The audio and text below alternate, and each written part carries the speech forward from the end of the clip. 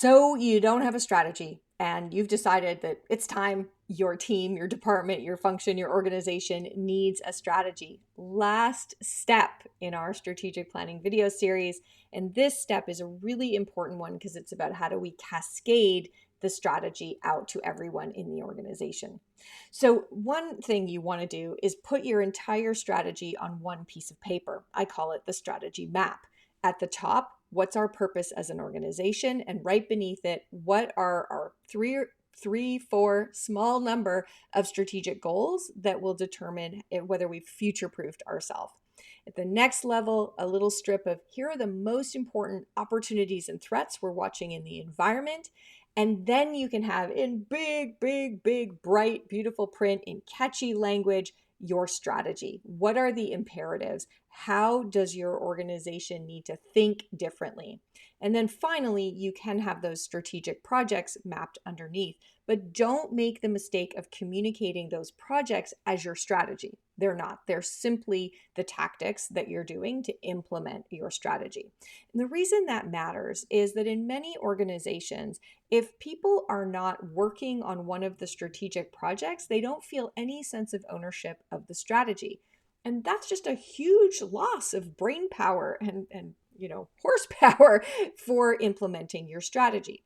So instead, when you roll out your strategy, the second purpose of those imperatives, so the first purpose was to figure out what big bets you're going to make, but the second purpose is to communicate to everyone what they should be paying attention to in their regular life. So many, many years ago now, I was working with a technology company and they were the much smaller. I think they had about 8% market share against the big, huge giant. They didn't have anywhere near the research and development money that the big guys did. And so they couldn't compete everywhere. But they decided that their technology was really advanced in a few ways and they had a shot to win in the sexiest, coolest bleeding edge parts of the industry. And that at the time was computer gaming and also digital animation. So to get there, they realized that you don't get to go talk to those folks if you aren't pretty darn cool.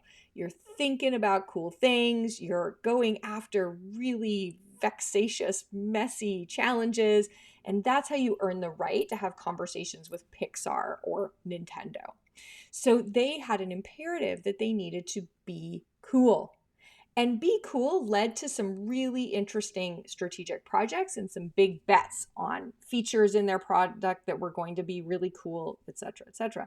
But the key thing was, it wasn't just about that kind of decision, a big bet decision. It was about how does everybody every day make different decisions to be cooler? How do our recruiters look for different types of people who really fit the gaming industry mold? If we don't understand gamers, how are we supposed to build the things that matter to them and win with our smaller treasure chest? How are we supposed to win against the big guys if we don't think more like our potential customer? But also in our marketing events, in how we brand things, all of these things were opportunities for the organization to come across as much more cool, much more in that bleeding edge of where the technology was going.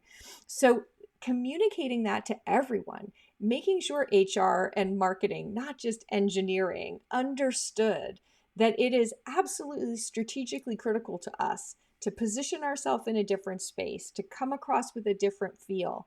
It was so powerful when everybody could ask themselves, okay, if we were going to do this decision and make it cooler, what would we do? How could it be cooler? How could our launch event be in Ibiza instead of in Fort Lauderdale? All of these kinds of opportunities meant that everyone in the organization could be part of making the organization cooler, making it more competitive in this niche that they understood was their big chance to get out even against the Goliath that they were fighting. So when you communicate your strategy, communicate your purpose, communicate the very small set of strategic goals that will determine whether your organization is future proof or not. Talk about what's changing in the environment and how those changes create opportunities, but also threats for you, and how your current strengths and weaknesses match up against those opportunities and threats.